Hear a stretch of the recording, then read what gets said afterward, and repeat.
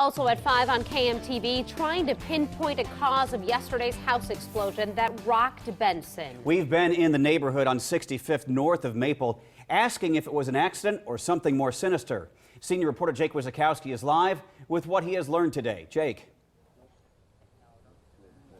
Well, guys, what caused that explosion and ultimately the death of Clara Bender still hasn't been released just yet. As you can see, OPD and OFD have wrapped up their initial investigation on scene here, and we are learning more about what happened, just days before this explosion happened.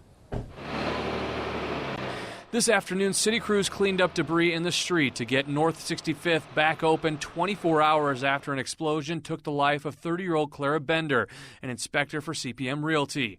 The crime tape remained up for much of the day, almost around the entire block. It's being called a joint investigation by the Omaha Police Department and Fire Department. There's a lot of glass. That's all I've been doing all day is picking up glass. Glass everywhere. Everywhere.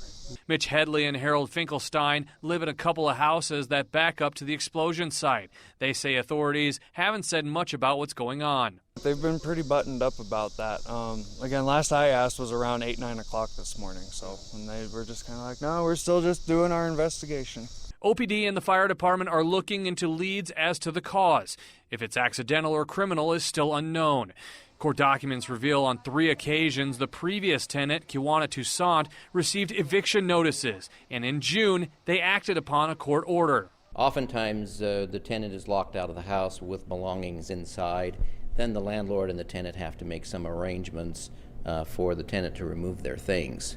Bender reportedly allowed Toussaint to move her stuff out. Monday, she goes back to check on the property.